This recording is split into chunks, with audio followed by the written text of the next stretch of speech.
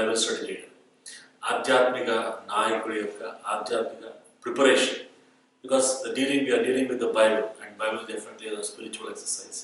కాబట్టి స్పిరిచువల్ ఎక్సర్సైజ్లో మన preparation as a Bible study లీడర్గా మన ప్రిపరేషన్, యాజ్ ఎ ప్రీచర్గా మన preparation, right, is very very important. So how we have to really prepare our cells అనేది ఈ సెషన్లో మనం చూడడానికి ప్రయత్నం చేయాలి. ఎసెన్షియల్ క్వాలిటీస్ మనం చూస్తే there are at least 5 essential qualities. ఒక ఆత్మీయ ప్రిపరేషన్లో 5 ఎసెన్షియల్ క్వాలిటీస్ మనకి అవసరంగా మనం చూస్తాము. దాంట్లో new heart is very much important. నూతన హృదయం అనేది మనకి చాలా చాలా ఇంపార్టెంట్. 1 కొరింథీ 2:14 పౌలు గారు చెప్తున్నట్టుగా, ప్రకృతి సంబంధమైన మనుషుడు దేవుని ఆత్మ విషయం వల్ల అంగీకరించరు. అవి అతనికి వెరితనముగా ఉన్నవి. అవి ఆత్మానుభవం చేతనే వివేచింపదగిన కనుక అతను వాటిని గ్రహింపజాలి. సో ప్రకృతి సంబంధమైన అంటే అన్బిలీవర్, అన్రిజనరేటెడ్ పర్సన్ ఆత్మ విషయాలు అర్థం కావడం అనేది ఇంపాసిబుల్, హైలీ ఇంపాసిబుల్. అన్బిలీవర్కి ఒక Bible is a textbook లాగా కనపడుతుంది. బైబిల్ ఒక హిస్టారికల్ బుక్ లాగా కనపడుతుంది. కానీ బైబిల్ ఒక స్పిరిచువల్ బుక్గా తన ఆత్మీయ దాహాన్ని తెచ్చే విధంగా కనపడదు. బికాస్ అతను తిరిగి జన్మించలేదు కాబట్టి, పరిశుద్ధాత్మ దేవుని ద్వారా తిరిగి జన్మ అనుభవంలోకి రాలేదు కాబట్టి ఆ దేవుని వాక్యము ఒక బుక్లా కనపడుతుంది తప్ప ఆ స్పిరిచువల్ తనకి ఆత్మీయ బలం ఇచ్చే బుక్గా ఏమాత్రం కూడా కనపడదు. కాబట్టి new heart is very very important. కాబట్టి ఇండక్టివ్ బైబిల్ స్టడీ ఎవరు చేస్తారు అని మనం ఆలోచన చేస్తే, ఇండక్టివ్ బైబిల్ స్టడీ ఎవరు చదువుతారు, ఎవరు చేయగలుగుతారు అంటే నూతన హృదయం కలిగిన వారు, అంటే యేసుక్రీస్తు ప్రభు వారిని సొంత రక్షకుగా అంగీకరించిన వ్యక్తి మాత్రమే ఈ ఇండక్టివ్ బైబిల్ స్టడీ చేయగలుగుతారనే విషయాన్ని మనం మొట్టమొదటిసారిగా గుర్తించాలి. First thing is first. Then second important essential quality for us is a hungry heart. 1 పేతురు 2:2 సమస్తమైన దుష్టత్వమును, సమస్తమైన కపటమును, వేషధారణను, అసూయను, సమస్త దూషణ మాటలు మాని క్రొత్తగా జన్మించిన శిష్యులను పోలిన వారి నిర్మలమైన వాక్యమును పాలవలన రక్షణ విషయంలో ఎదురు నిమిత్తము ఆ పాలను అపేక్షించుడి అని పేతురుగా చెప్తా ఉన్నారు. కాబట్టి క్రొత్తగా జన్మించిన శిశువు దేనికోసమో అపేక్షిస్తాడు, దేనికోసమో ఆరాటపడతాడు అంటే it's for milk. That is his primary need for you. కాబట్టి హంగ్రీ హార్ట్ అనేది కొత్తగా జన్మించిన శిశువులు మనం కంపల్సరీగా చూస్తా ఉన్నాం. ఆకలి అపాదాయిన తరగానే మళ్ళీ he will cry out for the same milk he will cry out. కాబట్టి అటువంటి విధంగా మనం ఉండాలని పేతురు గారు కోరుకుంటా ఉన్నాం. సో మనం చనిపోయేదాకా మన డిజైర్ ఏ విధంగా ఉండాలంటే we should always have a hungry heart, right. దేవుని వాక్యం పట్ల అపేక్షించేటువంటి హృదయం మనకు ఉండాలి. That's a second important quality, essential quality if you want to become a Bible study leader. మూడవ ఇంపార్టెంట్ క్వాలిటీ మనం చూస్తే ఒబీడియంట్ హార్ట్.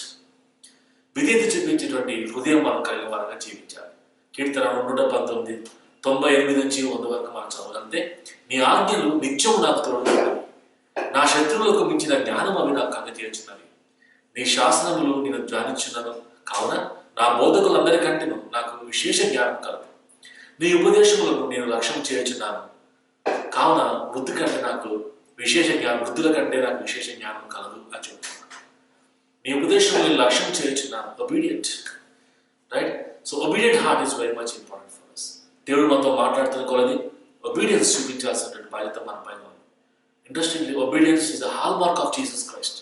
యేసు ప్రభువు ఈ లోకానికి వచ్చినప్పుడు ఆయన విధేయత చూపించారు. శిలువ మరణం పొందినంతగా దాని విధేయత చూపించినట్టుగా మనం చూస్తాం. అదే క్వాలిటీ మనలో కూడా ఉండాలని ప్రభు కోరుకుంటాం. సో ప్రభు మాట్లాడుతున్న కొలది God expects us that we may be really obedient to His word. ఇది చాలా ఇంపార్టెంట్, మూడో క్వాలిటీగా మనం అర్థం చేసుకోవాలి. నాలుగోది మనం చూస్తే డిసిప్లిన్ హార్ట్. డిసిప్లిన్ చేసుకున్నటువంటి హృదయం మనకు ఉండాలి. ఎజ్రా గురించి మనం చదువుతాం బాగా. ఎజ్రా 7:10 ఎజ్రా యెహోవా ధర్మశాస్త్రాన్ని పరిశోధించి దాని చొప్పున నడుచుటకును, ఇశ్రాయేలుకు దాని కట్టడలను విధులను నేర్పుటకును దృఢనిశ్చయం చేసుకుని he disciplined himself in terms of studying the word of God for himself. తన కోసం మాత్రమే కాకుండా దాని ప్రకారంగా జీవించాలని, అదే దేవుని వాక్యాన్ని ఇజ్రాయేల్ అందరూ కూడా నేర్పాలని దృఢనిశ్చయం, స్ట్రాంగ్ డెసిషన్ తీసుకున్నట్టుగా మనం చూస్తాం. So this is a discipline heart మనకుండా.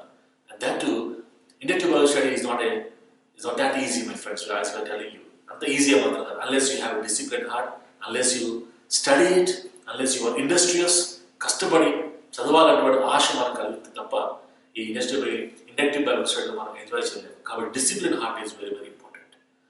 ఐదవది మనం చూస్తే టీచబుల్ హార్ట్. యెషయా గ్రంథము 50:4 మనం చూస్తే, అలసిన వారి మాటల చేత ఊరడించి జ్ఞానం నాకు కలుగునట్లు శిష్యునికితైన నోరు యెహోవా నాకు దయచేసి ఉన్నాడు. శిష్యులు విన్నట్లుగా నేను వినటకై ఆయన ప్రతి ఉదయం నాకు వినుబుద్ధి పుట్టించున్నాడు. సో ఈ వచనంలో మనం చూస్తే యెషయా is talking about Jesus Christ, యేసుక్రీస్తు ప్రభువు గురించి ఆయన ప్రవచించినట్టుగా మనం అర్థం చేసుకోవాలి. అలసిన వారికి మాటల చేత ఊరించాలంటే మన మాటల వల్ల కాదు, శిష్యులు కలిగినటువంటి దయచేసి శిష్యులు కలిగిన నోరు మనకు కావాలి. సో అటువంటి నోరు మనకు ఎప్పుడు వస్తుంది అంటే when we listen to God's word. శిష్యులు ఏ విధంగా వింటారు, ప్రతి ఉదయమున నాకు వినబుద్ధి దేవుడు పుట్టించాడు అని చెప్తున్న మాట గుర్తుపెట్టుకుంటాం. If you have that kind of teachable heart, దేవుని వాక్యం వినేటువంటి బుద్ధి మనకు కలిగి దాని ప్రకారంగా జీవించే హృదయం మనకు కలిగితే, దెన్ మనం ఆ మాటల్ని అలసిన వారికి ఆ మాటలు పాటించినప్పుడు వాళ్ళు బలం పొందుతారని మనం గుర్తుపెట్టుకోవాలి. So 5 essential qualities if you want to become a good inductive Bible study leader. First one is new heart. Second one is a hungry heart. మూడవది obedient heart we should have. విధేయత చూపించే మనసు. నాలుగవది డిసిప్లిన్ చేసుకున్నటువంటి మనసు మనకు ఉండాలి. ఐదవదిగా మనం చూస్తే a teachable heart. దేవుని దగ్గర నేర్చుకున్నటువంటి మనసు మనకు ఉంటే, ఈ 5 essential qualities కనుక మనకు ఉంటే definitely will become a good Bible study leaders గా మనం అర్థం చేసుకోవచ్చు.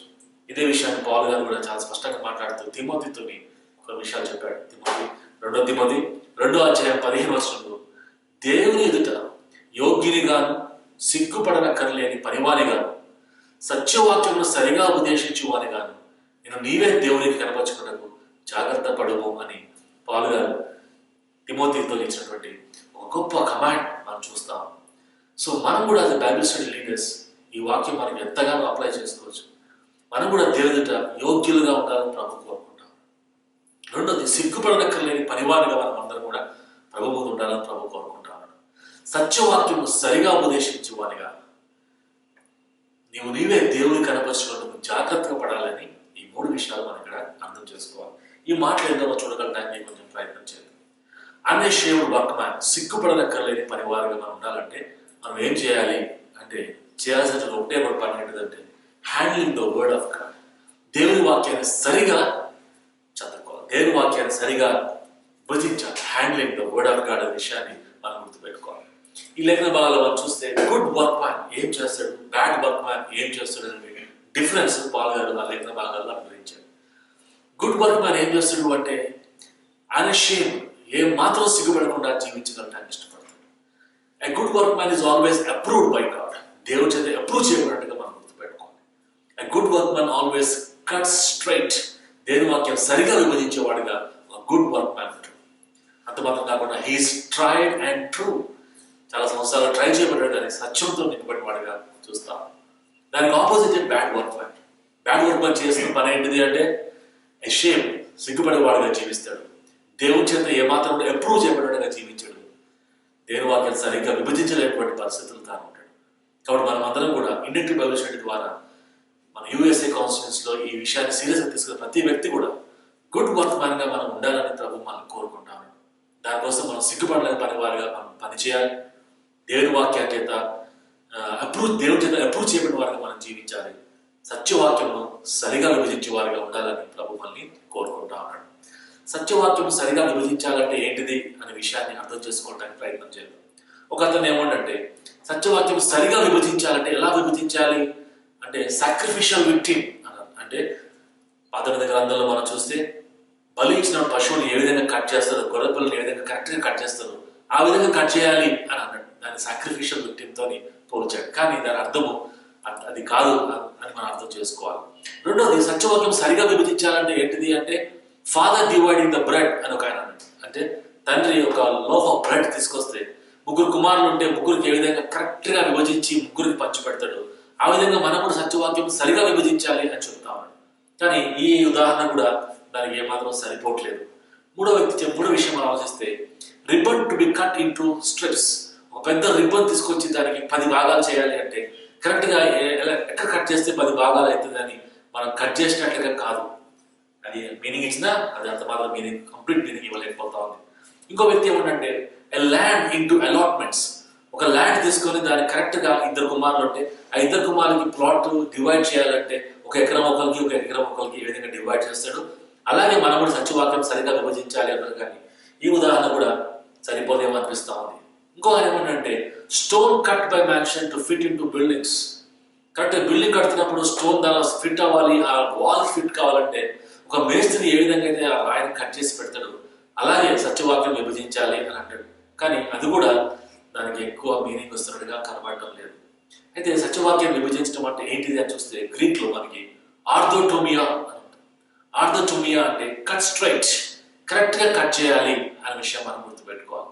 ఇంకో మాట చెప్పాలంటే మనం చూసినటువంటి ఈ యొక్క పవర్ పాయింట్లో రోతాం టనల్ అనేది మనకు కనబడతాం.